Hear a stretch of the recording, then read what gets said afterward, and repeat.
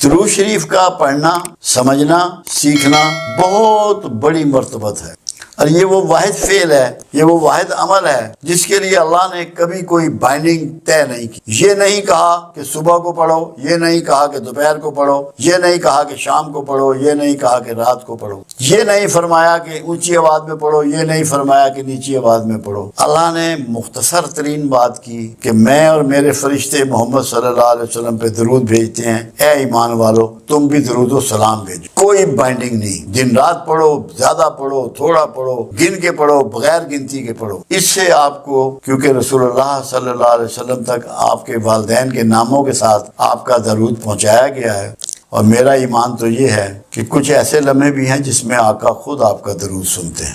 تو آپ کو کتنی مرتبت اور کتنا قرب نصیب ہوتا ہے اللہ کا اور اس کے حبیب کا، جس کی انتہا نہیں۔ مگر آپ اگر یہ سمجھیں کہ اس کی بنیاد پہ آپ ولی اللہ بن جائیں، جہاں تک ولی اللہ بننے کی بات ہے، آپ انتہائی نیک اور برگزیدہ انسان ہو سکتے ہیں، متقی ہو سکتے ہیں، مومن ہو سکتے ہیں۔ ولایت تو ایک ایسا نصیب ہے جو لوگ لے کر پیدا ہوتے ہیں، جس طرح پیغمبر پیدا ہوتے ہیں کہ پیغمبر جس کے مقدر میں ہے وہی پیغمبر ہوگا، کسی اعمال کے نتیجے میں وہ پیغمبر کے رتبے پر فائد نہیں کیا جاتا۔ ایسے اولیاء اللہ بھی جو ہیں وہ پیدائشی طور پہ اللہ ان کو یہ چیز، یہ نعمت گرانٹ کرتا ہے۔ یہ الگ بات ہے کہ ان سے دنیا میں بہت سی پرہیزگاری، بہت سا تقویٰ، بہت سی عبادات، بہت سی قربانیاں، بہت سا صبر کے ذریعے ان کو آزمایا جاتا ہے، ان کی یہ ٹریننگ دی جاتی ہے، جس کے بعد انہیں ولایت پہ فائز کیا جاتا ہے۔ آپ یہ اچھی سی امید رکھیں کہ درود شریف پڑھنے سے آپ یقیناً اللہ کے ساتھیوں میں، اللہ کے ولیوں میں، ولی میں نے ہوتے ہیں مددگار کے، جو دین کے بڑھاوے کے لیے کام کرتا ہے وہ ولی اللہ ہے، جو برائیوں کے بڑھاوے کے لیے کام کرتا ہے وہ ولی شیطان ہے۔ آپ سب ولی اللہ ہو سکتے ہیں اگر آپ دین کے لیے، اللہ کے دین کی سربلندی کے لیے، رسول اللہ صلی اللہ علیہ وسلم کی امت کی کامیابی کے لیے کوشش کریں گے تو سب کو فضیلت ملے گی۔ درود شریف میں دو باتیں یاد رکھیں، آپ کوئی سا بھی درود شریف پڑھیں، درود شریف کی شرط یہ ہے، ایک تو رسول اللہ صلی اللہ علیہ وسلم کا اس میں محبت اس میں آنا چاہیے، آپ کا نام نامی، تاکہ پتہ ہو کہ کس پر بھیجا جا رہا ہے۔ اللہ کے انبیاء رسول تو بے شمار ہیں۔ اور دوسرا لفظ سلام آنا چاہیے، کیونکہ پروردگار کا جو حکم ہے درود کے بارے میں، اس میں درود کے ساتھ سلام شامل ہے کہ اے ایمان والو آپ بھی درود و سلام بھیجیں۔ وہ آپ کوئی سا بھی اپنی ترتیب میں نام بنا سکتے ہیں۔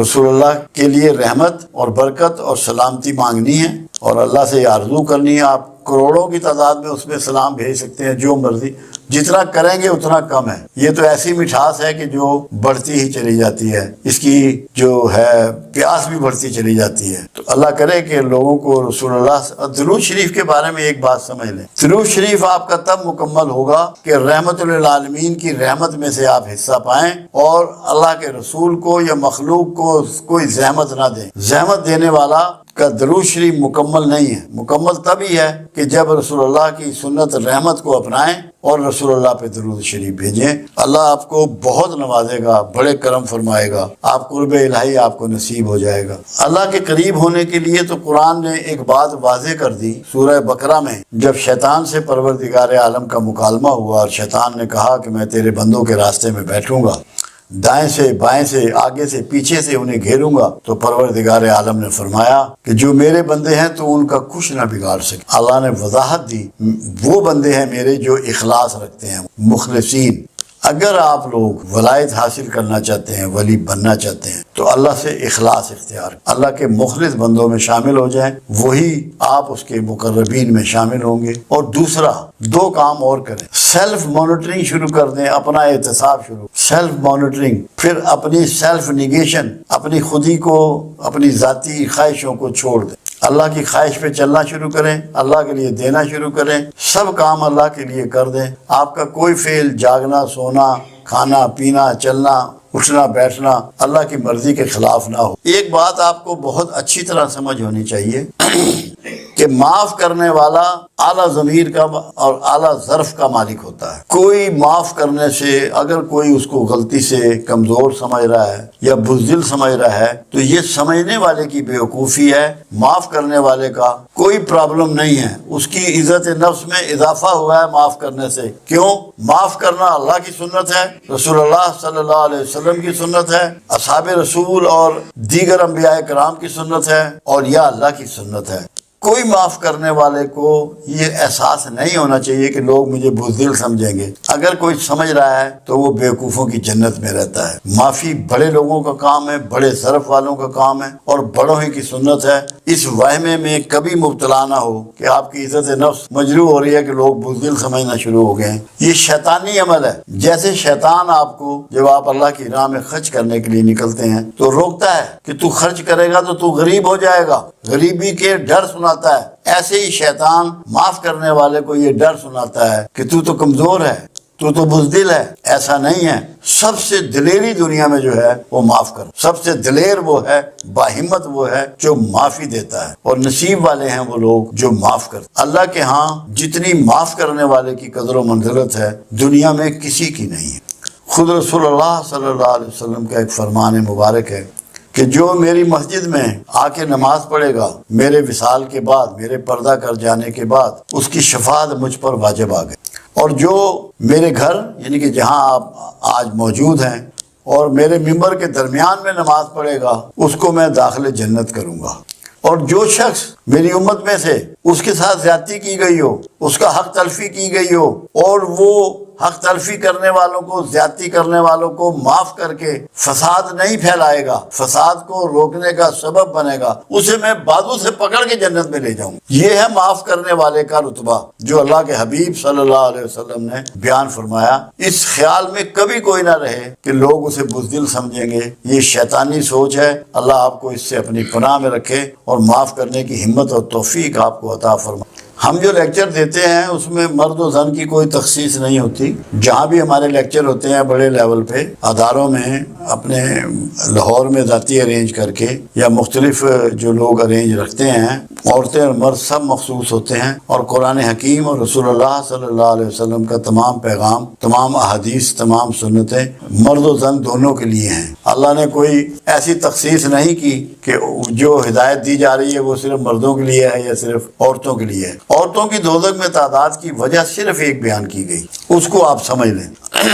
رسول اللہ صلی اللہ علیہ وسلم کا گزر ایک دن قبرستان سے ہوا، ایک تازہ قبر پر آپ رک گئے اور پوچھا گیا کہ یہ کس کی قبر ہے؟ لوگوں نے بتایا یہ فلاں محلے میں رہنے والی فلاں عورت کی قبر ہے۔ فرمایا اس پہ عذاب ہو رہا ہے، جاؤ دیکھ کے آؤ، پوچھو اس کی معلومات کرو کہ اس کے اعمال کیا تھے۔ جب معلومات کی گئی تو پتہ لگا بہت زیادہ نمازی، نوافل پڑھنے والی، صدقہ و خیرات کرنے والی، نفلی روزے رکھنے والی خاتون تھی۔ آپ نے فرمایا نہیں، پوری معلومات کر کے آؤ۔ جب پوری معلومات کی گئی تو پتہ لگا کہ دوسروں کی ٹو میں ہر وقت لگی رہتی تھی۔ آپ نے فرمایا یہ ٹو میں لگنا اس کے سارے باقی اعمال کو کھا گئے۔ آپ نے ایک درخت کی ٹہنی توڑ کے وہاں اس کی قبر پہ سرانے کی طرف لگا دی اور فرمایا جب تک یہ ہری رہے گی اس پہ عذاب ٹلا رہے گا۔ اس مثال دینے کا مقصد صرف یہ ہے کہ اگر مستورات جو اس میں بہت زیادہ ملوث ہیں غیبت کرنے میں، دوسروں کی ٹو لگانے میں، یہ کپڑا کہاں سے لائی ہے، کون سی دکان سے لائی ہے، کتنے کا خریدا ہے، جوتا کہاں سے لائی ہے، اس نے جویلری کہاں سے بنائی ہے، اس کے گھر کون آ رہا ہے، پکا کیا ہے، مہمان کون آیا ہے، جب دوسروں کے بارے میں غور و فکر کریں گی، دھیان رکھیں گی، ٹو میں رہیں گی تو سارے اعمال ضائع ہوں گے۔ اس لیے آپ کو جب دوزخ دکھائی گئی تو وہاں مستورات زیادہ دکھائی گئی۔ دوسری چیز یہ تھی کہ وہ اپنے شوہروں کی آمدن جو ہے اس کو بعض اوقات اس کی اجازت کے بغیر یوز کرتی ہیں۔ یہ بھی ایک وجہ ہے مستورات کا دوزخ میں زیادہ نظر آنا۔ شوہر سے اجازت لیے بغیر اس کی پراپرٹی کا استعمال، یعنی کہ اس کی پیسوں کا یا زیورات کا یا خوراک کا، جو کچھ بھی مالی معاملات میں مطلب ہے اس میں وہ بغیر اجازت کے استعمال، وہ بھی ایک بہت بڑا مطلب ہے اس میں ریزن تھا۔ دوسرا یہ تھا کہ غیبت بہت زیادہ غیبت تو آج کل تو مرد بھی بہت زیادہ کر رہے ہیں۔ ان کا تو ٹاپک ہی دوسری کسی اور خاتون کا نام ہوتا ہے۔ میں تو اپنے گھر میں اللہ کا شکر ہے یہ کوشش میں کامیاب ہوں کہ میں کسی کا تذکرہ اپنے گھر میں ہونے ہی نہیں دیتا کہ غیبت کی نوبت ہی نہ آئے۔ کسی بھی غیر حاضر کا تذکرہ ہم یہاں بھی نہیں کرتے، مرکز میں بھی ہماری یہ عادت ہے کہ ہم اس دوسروں کی بات نہیں کرتے، کیونکہ ہم جو بات سامنے نہیں کر سکتے وہ پیچھے کیوں کریں۔ تو غیبت بھی بہت کرتی ہیں، جھوٹ بہت بولتی ہیں، ٹو میں رہتی ہیں۔ اللہ انہیں ہدایت دے، ان کو سمجھ دے کہ اپنی ذاتی زندگی گزاریں، دوسروں کے معاملات میں بالکل دلچسپی کا اظہار نہ کریں تاکہ دوزخ میں جانے سے محفوظ رہیں۔ یاد رکھیں کہ پروردگار عالم نے اپنے لیے تو کوئی پروٹوکول نہیں رکھا، مگر اپنے حبیب کے لیے پروٹوکول رکھا۔ پہلا تو یہ کہ اگر تم نے رسول اللہ صلی اللہ علیہ وسلم کی آواز سے اپنی آواز کو بلند کیا تو تمہارے کیے ہوئے سارے اعمال ضائع ہو جائیں گے اور تمہیں خبر بھی نہ ہوگی۔ دوسرا یہ کہ اگر کسی رسول اللہ کے فیصلے صلی اللہ علیہ وسلم کے دل میں بھی تم نے سوچا اس کے اگینسٹ، تو تمہارے سینے سے ایمان کو نکال دیا جائے گا، تم صاحب ایمان نہیں رہو گے۔ صرف تمہارے دل میں اتنا گمان آئے کہ جو فیصلہ رسول اللہ نے فرما دیا اس کی مخالفت، اس کے لیے ناپسندیدگی، تو تم میں ایمان نہیں رہے گا۔ تیسری چیز، دو چیزیں ایسی ہیں جو پروردگار عالم ہمیشہ قبول فرماتا ہے، باقی کوئی چیز رد بھی کر سکتا ہے۔ ایک توبہ اور ایک رسول اللہ صلی اللہ علیہ وسلم پر درود و شریف۔ درود شریف کو اللہ ہر حال میں قبول فرماتا ہے۔ یہ وہ کلمہ ہے کہ جس کو اللہ قبول فرماتا ہے، اور جب کوئی شخص درود شریف پڑھتا ہے تو وہ بنیادی طور پہ صبغت اللہ ہو جاتا ہے۔ کیوں؟ اللہ کی صفات ہے، اللہ کا طریقہ ہے، اللہ کی سنت ہے۔ اللہ خود درود بھیجتا ہے، اللہ خود رسول اللہ سے محبت کرتا ہے۔ تو رسول اللہ صلی اللہ علیہ وسلم کی محبت کرنا، درود بھیجنا، یہ اللہ کی سنت پہ چلنا ہے، صبغت اللہ ہو جانا ہے۔ اس کی بہت بڑی مرتبت یہ ہے کہ آپ اس فعل میں، یہ واحد فعل ہے جس میں مخلوق کے ساتھ خالق شامل ہے۔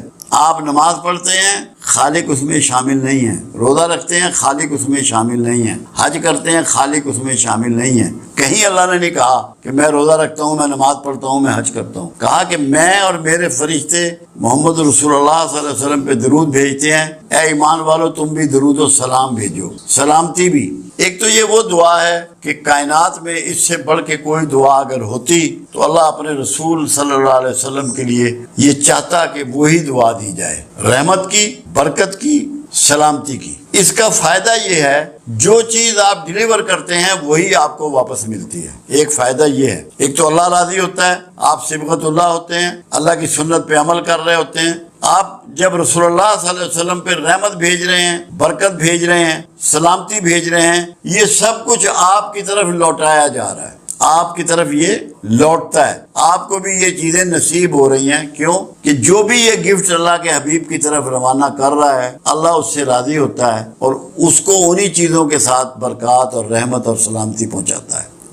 دوسرا، خود اللہ کے رسول صلی اللہ علیہ وسلم کا فرمان مبارک ہے کہ جو میرا درود ہے وہ مجھ تک پہنچایا جاتا ہے لوگوں کو والدین کے ناموں کے ساتھ، کہ فلاں شخص نے، یہ ماں کا نام ہے، یہ باپ کا نام ہے، آپ کو اتنی مرتبہ درود شریف پیش کیا ہے۔ یہ سب سے بڑی بات ہے کہ آپ کا نام رسول اللہ کے دربار میں رجسٹر ہو جاتا ہے کہ اس شخص نے، اس کی یہ والدہ کا نام ہے، یہ اس کے باپ کا نام ہے، یہ درود شریف مجھے بھیجا ہے۔ آپ کے دفتر میں وہ ریکارڈ کرتے ہیں فرشتے، وہ پہنچا دیا جاتا ہے۔ دوسری بات یہ ہے کہ خود آپ کا فرمان یہ بھی ہے کہ شب جمعہ، یعنی کہ جو جمعرات کی رات ہوتی ہے، جس کو شب ہم جمعے کی کہہ رہے ہیں کیونکہ ہمارے یہاں رات پہلے ہوتی ہے، میں خود سنتا ہوں۔ ایک بات اور ہے، قرآن حکیم میں وعدہ کیا گیا کہ تم جس کسی کو دعا دو تو جو دعا اس نے دی ہو یا ویسی ہی دعا اسے واپس لوٹاؤ یا اس سے بڑھ کے دعا واپس لوٹاؤ۔ اب یہ قرآن کا قانون جو ہے، یہ قرآن کی صفت جو ہے، یہ قرآن کا آرڈر جو ہے، یہ رسول اللہ صلی اللہ علیہ وسلم کے لیے بھی ہے، سب کے لیے۔ اس لیے جب کوئی شخص کملی والے پر دعا بھیجتا ہے، درود دعا ہی ہے، اور سلام بھیجتا ہے، تو رسول اللہ صلی اللہ علیہ وسلم بھی اس کے لیے دعائیں فرماتے ہیں، ریٹرن میں اس کو دعا عطا فرماتے ہیں، کیونکہ قرآن کے قانون کے عین مطابق۔ تو یہ جنت کی بشارت ہے درود بھیجنے والے کے لیے کہ جب تو رسول اللہ کے لیے دعا بھیج رہا ہے تو رسول اللہ صلی اللہ علیہ وسلم اس سے بہتر طریقے سے تجھے دعا لوٹا رہے ہیں، اور جس کا دعا گو رسول اللہ ہو جائیں اس کے لیے کوئی خطرہ نہیں ہے، کوئی دوزخ کا ڈر نہیں ہے، کوئی آگ کا ڈر نہیں ہے۔ انشاءاللہ اللہ کے ہاں اس کی مغفرت ہے اور اس کی بخشش ہے۔ تو درود شریف بخشش کی ضمانت ہے۔ یہ پڑھنے والا، یہ بھیجنے والا، پڑھنے کا لفظ نہیں ہے، بھیجنے کا لفظ ہے۔ بھیجنے میں یہ ہوتا ہے کہ یہ گفٹ ہوتا ہے، پڑھنا گفٹ نہیں ہے، بھیجنا گفٹ ہے۔ آپ کو یہ یقین ہونا چاہیے کہ آپ کی چیز جو ہے یہ ہوا کے دوش پر جا رہی ہے اور آقا کو پہنچ رہی ہے، یہ گفٹ آپ کا میرے آقا کے پاس جا رہا ہے۔ ایک فائدہ اور جو پنجابی کی ایک مثال ہے، رانجھا رانجھا کردینی میں آپ پہ رانجھا ہوئی۔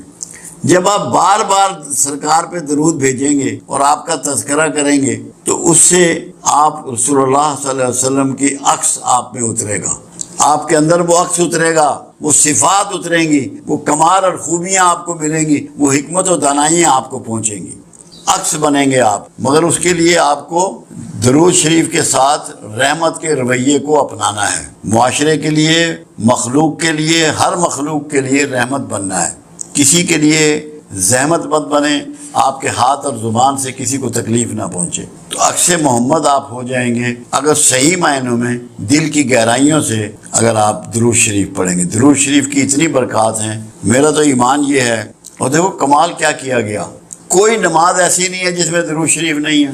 یہاں تک کہ جنازے کی نماز میں بھی درود شریف رکھ دیا گیا کہ جس نے کوئی نماز نہیں کبھی پڑھی، ایک دفعہ درود شریف کسی جنازے میں پڑھ لیا تو اللہ کے رسول کی دعاؤں کا مستحق ہو گیا، اس کی عاقبت سنور گئی، اس کی آخرت محفوظ ہو گئی۔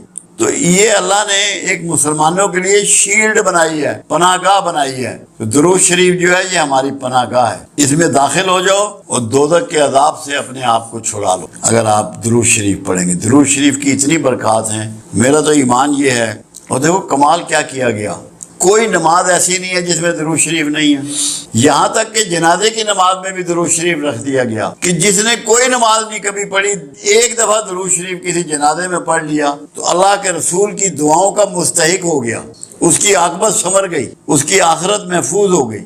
تو یہ اللہ نے ایک مسلمانوں کے لیے شیلڈ بنائی ہے، پناہ گاہ بنائی ہے۔ تو درود شریف جو ہے یہ ہماری پناہ گاہ ہے، اس میں داخل ہو جاؤ اور دوزخ کے عذاب سے اپنے آپ کو